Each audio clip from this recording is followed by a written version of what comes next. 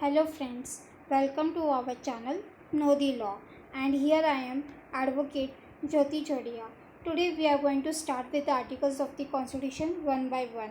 So here is a part 1 of the Constitution, which consists from article 1 to 4, that which speaks about the union and territories. So in this topic we are going to study what is the name of country, what are the powers of the parliament, to about naming of the states in India, about deciding the boundaries of the states, and much more. So let's begin with our today's topic, that is union and its territory. So basically, Article 1 states that India shall be the union of states. That means the union in India came first and then the states. So the name of the country and the system of the government are the two different provisions. Initially, the Constituent Assembly could not agree on the name of the country. So some members suggested the traditional name, that is Bharat, while others suggested the modern name, that is India. So initially there was a conflict between the Constituent Assembly within itself upon deciding the name of the nation. So keeping the midway, the Constituent Assembly jointly accepted both the names, that is Bharat as well as India. So it is known as India as well as that means Bharat under Article 1. So, according to Baba Saheb Ambedkar, he says that the phrase that is used in the Article 1 of the Constitution, that is Union of States, has been preferred to Federation of States for the two reasons.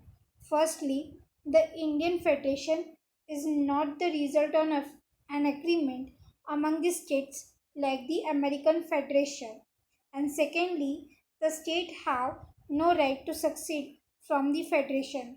That means, in simpler terms, that Dr. Babasaheb Ambedkar says that as we see in the American country where the states were formed first and then the union, but in case of India, first union was formed, that is India was formed, and then the states within India were formed. And uh, so for this reason, the states in India have no power to be separated from the country and declare itself as sovereign. It is said that it is indestructible union. So the country India is also known as indestructible union of destructible states. So as we see in the map of India, the states or the boundaries of the states are changed from time to time, but the map of India remained the same, be it in the 1951 or today 2021. It is one and the same. So the country is an integrated whole and divided into different states for only the convenience of administration. As we see in the map of India today also, that the states are divided for the purpose of the administrative convenience or for the ruling convenience and nothing more, but the union, that is uh, India, will remain one and only without disturbing its boundaries or the name. So initially there was also a conflict on what basis the countries, the states in India or the in the country India should be formed. Like it should be on the basis for the administrative purpose, on the basis of the language, on the basis of tradition, culture, religion, and much more. So accordingly, the various committees were formed to decide. Uh, to help in deciding which in India should be formed. So among them, the first commission is the Dhar Commission, which was appointed in 1948. It says that there was a demand from various parts, especially the South India, for the linguistic structure of the states. So in 1948, the government of India sent a letter to SK to establish a linguistic-wise provincial commission under the chairmanship of the Dhar. So the government of India sent a letter to SK and asked him to establish a commission for deciding the question on what basis the states in India should be formed under the and it was established under the chairmanship of the Dhar. So the commission, after studying its the demand of the citizens in India on what basis the state should be formed, it submitted its report in December 1948. It recommended that provinces should be reorganized for the administrative convenience instead of the language. So the commission came to the point that uh, the language or the religion or the tradition should not be the basis of the reorganization of the states, while the basis of the reorganization of the state should be of the administrative convenience and nothing more. So, the linguistic provinces set by another committee to reconsider the question. So, the people were unhappy what was mentioned by the Dhar Commission. So, again, a new committee was appointed in 1948 only uh, after the completion of the Dhar Committee, that is the JVP Committee in 1948. And the members of the committee were the Jawaharlal Nehru, Sardar Vallabhbhai Patel, and Pattabhi Sitaraman. So, the letters of their initial names were taken and it came to be known as the JVP committee. And the committee said in its report that the basic element for restructuring the states was officially discredited. That means the JVP agreed what was laid down by the Dhar Commission, that the states in the India should be restructured for the convenience of the administrative purpose and not on the basis for the language, tradition, religion, and much more. So, again, unsatisfied with this, the Congress activist O.T.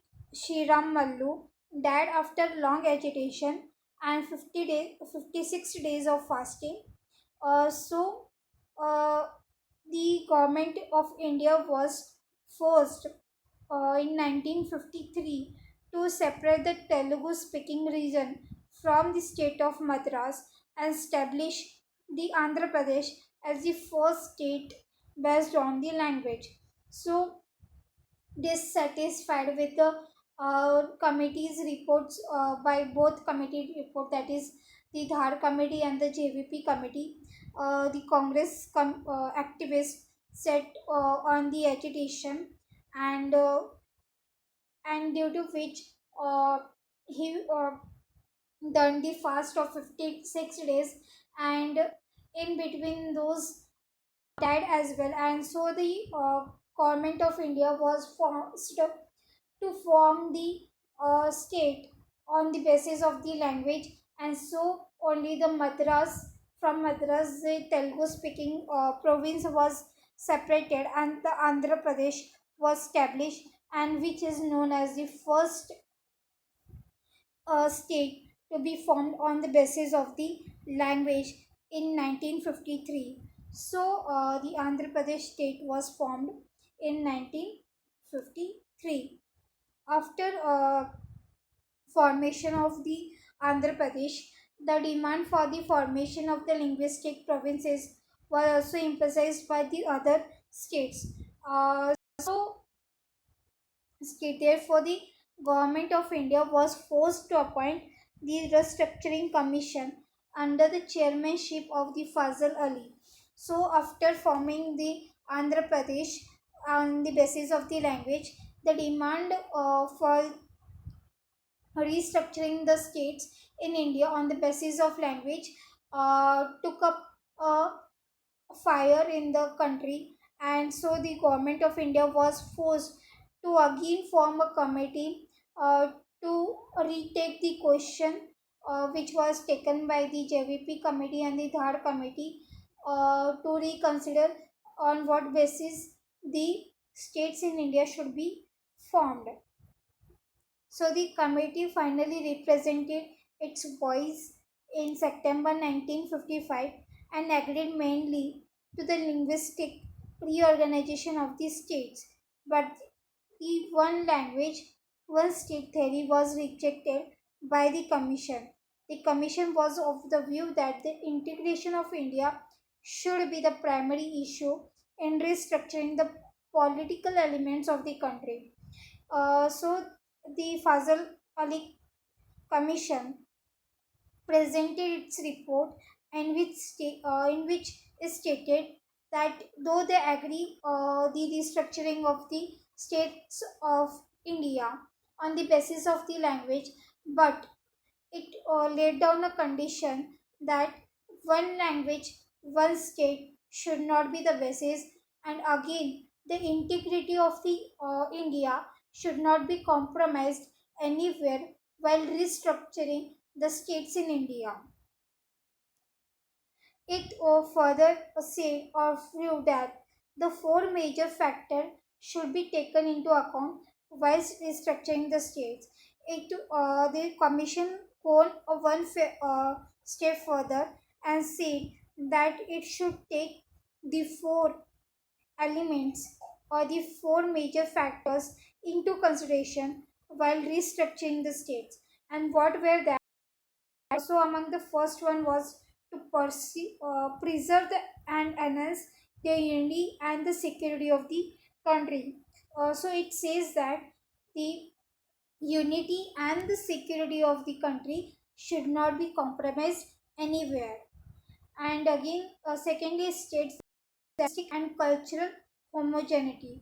That means the though there is a diversity in the country, but the unity should be maintained in the among the country or the citizens of the country.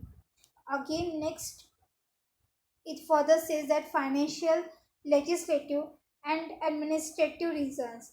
That means the monopoly should not be gathered in one state, be in the financial or the legislative or the administrative reasons. So, for the convenience or the welfare of the people, all the powers of the legislative, uh, financial, and the administrative should be distributed among the country such like that that the basic element of the justice, equality, and all the should be achieved one by one and should not be taken away by the from the people of India, and the welfare of the people should be at the utmost priority.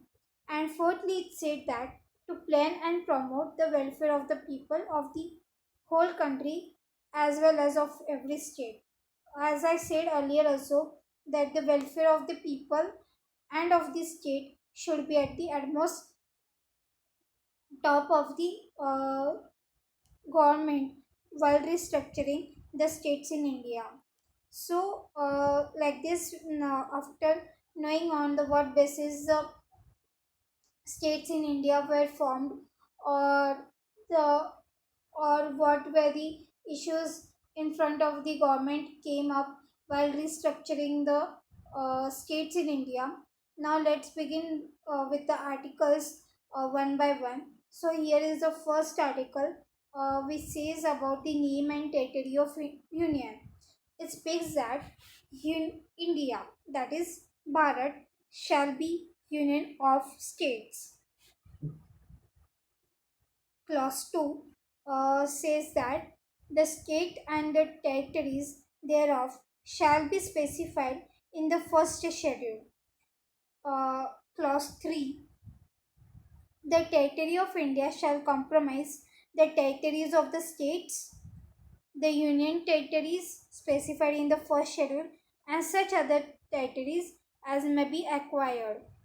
So, after barely reading the Article 1, the territory of India can be classified into three types, that is, territory of states, union territories and areas acquired by the Government of India. So, in Schedule 1 of the Constitution, the names of the states and the union territories and their territorial extensions are enlisted. As I have mentioned in the previous video, the how the schedules and articles should be read hand in hand. So likewise here, after barely reading this article, we shall go to Schedule 1 of the Constitution, and which the list of the states and union territories are enlisted, and also the boundaries of that states or the union territory are also enlisted. In the list we can see that currently there are 28 states in India and the 8 union territories. The separate provisions relating to the administration of the scheduled areas and tribal areas in the states are enlisted in the Schedule 5 and 6 of the Constitution. So the special protection or the special status uh, which are provided to the scheduled areas and the scheduled tribes or the tribal areas, and what the names of the what are the names of those tribal areas, scheduled areas to which the special protection or the special privileges have been provided are enlisted in the schedule 5 and 6 of the Constitution, uh, where we can see uh, to whom the special status have been provided. So moving further to the Article 2 of the Constitution, which speaks about the admission or establishment of new states. Article 2 speaks that Parliament may by law admit into the Union or establish new states on such terms and conditions as it thinks fit. That means the inclusion of new states or the establishment of new states on the terms and condition deemed appropriate by the Indian Parliament. So, within this article, the Parliament is given the two rights, that is, adding a new state to India or establishing a new state. It is with the entry or the establishment of a new state that are not a part of Indian Union. For example, the Goa, which was annexed to the India by after winning from the Portuguese in 1961. Again, the Pondicherry was also uh, annexed to the India after winning it from French in 1954, and so on. So if we see this map, here in map we can see here is the Pondicherry, uh, and which was not the initially the part of India, but after 1954, this Pondicherry became the part of India. Likewise, here is the Goa. Goa was also the not the part of India after winning from Portuguese in 1961 and gaining the independence from the Portuguese. It was annexed to the part of India and came to be a new state in India. So likewise the Sikkim, here we can see the box, was also not the part of India, which we won from where the monarchy rule was there, and after overthrowing the monarchy rule in the Sikkim, it became the part of India in 1975.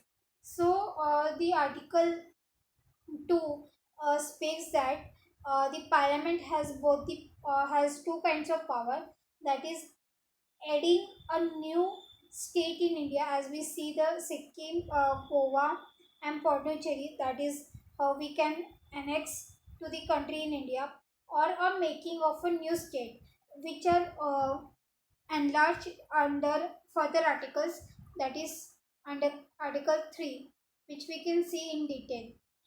So Article 3 speaks about the formation of new states, as we have seen in Article 2 how the Parliament has the power to form a new state, which is enlarged here further. It says that formation of new states and alteration of areas, boundaries, or the names of the existing states. It means the parliament has the power to form a new state, to alter the boundaries of the state, and also the names of the existing states. That means it has the three kinds of powers. So let's read the article 13 what it speaks. Article 3 speaks that Parliament may by law A. Form a new state by separation of a territory from any state or by uniting two or more states or parts of states or by uniting any territory to a part of any state. B. Increase the area of state. C. Diminish the area of state. D. Alter the boundaries of the state. And E. Alter the name of the state. So, further, there is a condition that means here the proviso is laid down under Article 3, which says that provided that no bill for the purpose shall be introduced in either house of the parliament except on the recommendation of the president and unless where the proposal contained in the bill affects the area, boundaries or the name of the any state, the bill has been referred by the president to the legislature of that state for expressing its views thereon within such period as may be specified in the reference or within such further period as the president may allow and the period so specified or allowed has been expired. uh, it has the two explanations. First is explanation 1. In this article, in clause A to E, state includes a union territory, but in the proviso, state doesn't not include a union territory. In explanation 2, it says that power conferred on the parliament by clause E includes the power to form a new state or union territory by uniting a part of any state or union territory to any state or union territory. So, as we have seen the proviso of year back on, it was added to this article by amending the constitution in 1955, and it is known as the fifth amendment to the constitution.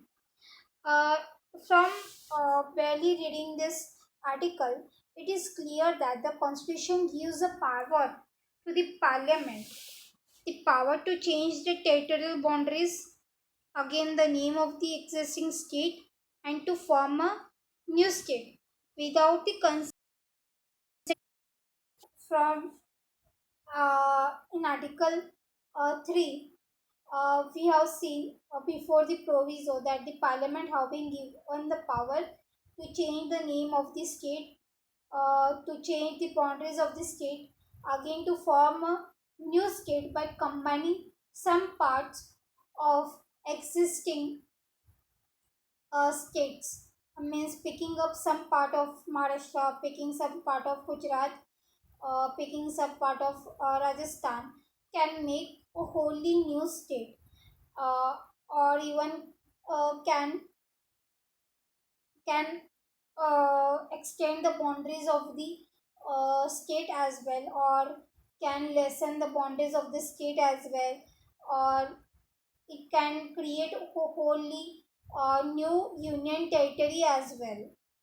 This means the parliament can redesign the political map of India as it wishes. So, according to Article 3, the parliament has been given to form or redesign the map within map of India, that is to shape or the form the state governments as it wishes. And Therefore, the territorial integrity of a state or its existence is not guaranteed by the constitution. So, only in article as we have read it, so it is said that it is union of states. Earlier also we have stated that India is a union which is indestructible, but the territories or the states in India are destructible at the will and the wish of the parliament. That means anywhere in the constitution there is no such kind of provision will exist which gives the particular guarantee to the states that their boundaries or the name of the state will never can be never be changed by the parliament as they wish or as they want. Therefore, it has been rightly described as India is an indestructible union of destructible states. The central government can destroy the states, but the state government cannot destroy the center or the union. So, as we have said, that India is indestructible union. That means state government cannot destroy the center, but the of the destructible state. That means union can destruct or divide these states in India as they want or they wish. But there is a condition for that which has been provided under Article 3 itself, which says that such bill of changing the name or the territory of the state cannot be laid before both the houses of the parliament until there is a recommendation by the president. That means such proposal that is contained in the bill which affects the area or the boundary or the name of the state, that bill has to be referred by the president to the legislature of that state. If, for example, the boundaries or the state of to be changed, then the president first of all has to propose such bill to the legislature of the state of Maharashtra and give a particular time period for deciding that bill whether it want to change its boundary or the name has been specified in the bill or not. And if the answer doesn't come within the specified period, then the article 3 the power which are enshrined under article 3 can be accessed by the parliament. Otherwise it cannot access its power which are enshrined under article 3. So this is uh, the map of India which was in when India got independence. See here we can see both the Gujarat and Maharashtra are under one state. Again here Andhra Pradesh was formed from separating from Madras, which was the first state based on the linguistic. So this is how the initially the map of India in 1951.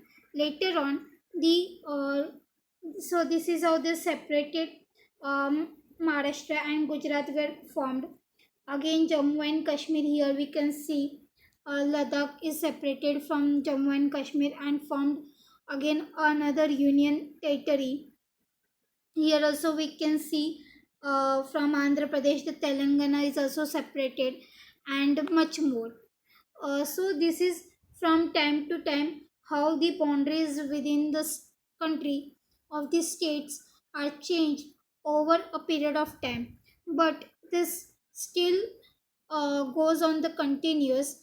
Still there is a demand to form a separate state, that is Saurashtra, by separating it from Gujarat. Again, Vidarbha region of the Maharashtra are also demanding to declare them as a totally different state. Again, here various who are demanding the status of different states are being colored in the this man. We can see here how these demands of various states are coming up from. See here in Karnataka there is again a demand of forming a different state, that is Kor. Again here is again a separate demand separating from the Andhra Pradesh and forming a new state. Here also a demand of forming a new state separating from the Assam. Again here also demand from forming a new state separating from West Bengal and much more. So this is how the demands of the states come, or the people put on their demands to the parliament to give them a different status, or uh, mm, separate them from existing states, be of Maharashtra, be of Gujarat, and be of Andhra Pradesh, and give them totally their independent status in the in India. So then we come to Article 4, which speaks that laws made under Article 2 and 3 to provide for the amendment of the first and the fourth schedule and supplemental or incidental and consequential matters. It speaks that any law referred to under Article 2 or under Article 3 shall contain such provisions for the amendment of the first schedule and the fourth schedule as may be necessary to give effect to the provisions of the law, and may also contain such supplemental, incidental, and consequential provisions, including provisions as to representation in Parliament and in the legislature or legislature of states or states affected by such law as Parliament may deem necessary. No such law as aforesaid shall be deemed to be an amendment of this Constitution for the purpose of Article 368.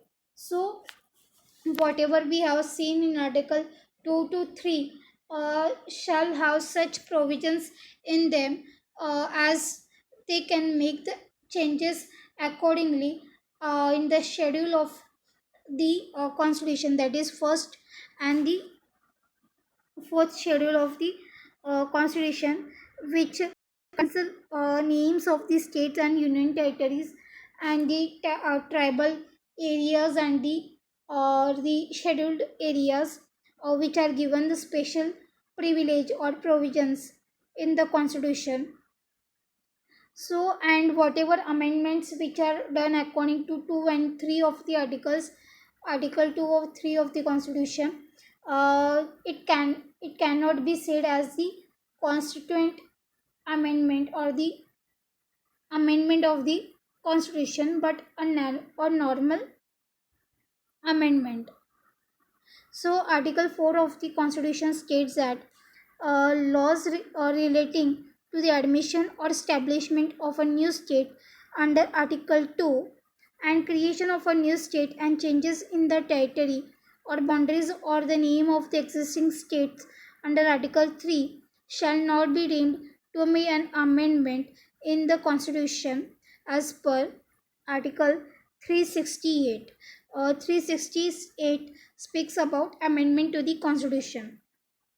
So, whatever changes are to be done according to 2 and 3 shall come uh, under Article 368 of the Constitution, or cannot be deemed as the amendment to the Constitution.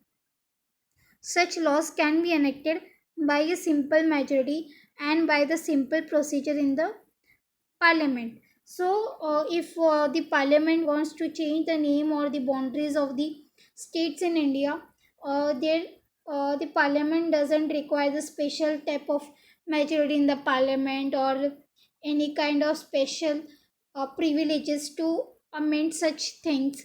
But by simple majority in the Parliament, or by following a simple procedure. These changes can be brought uh, in various boundaries of the state and names of the states in India. So, according to Article 3, there was a question before the Honorable Supreme Court that according to Article 3, does the Parliament have the right to give the territory to India? So, in the case of Ray Berubari, which was held in 1960, the president sought the facts of the case are the President of India sought an advice from the Supreme Court on the issue that can transfer the Berubari Union in the West Bengal to the Pakistan. The Supreme Court said that under Article 3, it does not include the right to secession of the territory to the foreign country. Therefore, Indian territory can only be given by amending the constitution as per Article 368. So, the Ninth Amendment Act 1960 was passed to give this area to the Pakistan. So in this case, uh, the question came or the advice came before a question came before the Supreme Court, which was put by the President of India about the territory which was in the control of India, which was to be handed over to the Pakistan. And President of India asked the Supreme Court of India that under article of the constitution, can it give the part or the territory of India to the foreign state or not, and if so, under what provision. So Supreme Court advised to the president that it cannot give the territory to the foreign state under any of the article of the constitution. So if the parliament has to hand over a territory of India to any foreign country, it has to make an amendment to the constitution and then accordingly hand over to the territory to foreign state. So accordingly, while handing over the Berubari territory, which was located in the West Bengal, the amendment to the constitution was done in 1960, and accordingly that area was given to the Pakistan through that amendment to the constitution by of India, that there was no need for an amendment to resolve the boundary issues between India and the other countries. Uh, Before, we have seen in 1960 that the Supreme Court advised to amend the constitution by handing over the countries. But in this case, Supreme Court said that there is no need to amend the constitution for handing over or resolving the boundary issues between India and the other countries. So, what is the 100th constitutional amendment? The 100th constitutional amendment was passed to implement the agreement between the government of India and Bangladesh to grant certain territories to India and transfer other specific territories to Bangladesh. Recently, in 2015, the 100th Amendment was passed to settle down the issues which were prevailing between the India and Bangladesh over some territories which are at the boundaries, and accordingly to execute such uh, provisions, the 100th Amendment to the Constitution was passed, and after amending the Constitution, the territories and of the Bangladesh and India were exchanged accordingly.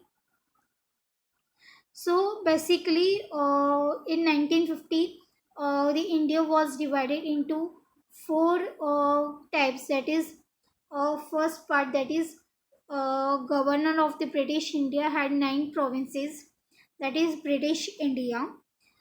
Secondly is the states. There were earlier 9 institutions which were known as princely states that were ruled by the legislature. And the Part C were a total of 10 provinces were the union territories, that means ruled by the center. And fourthly, the Andaman and Nicobar was only the one province.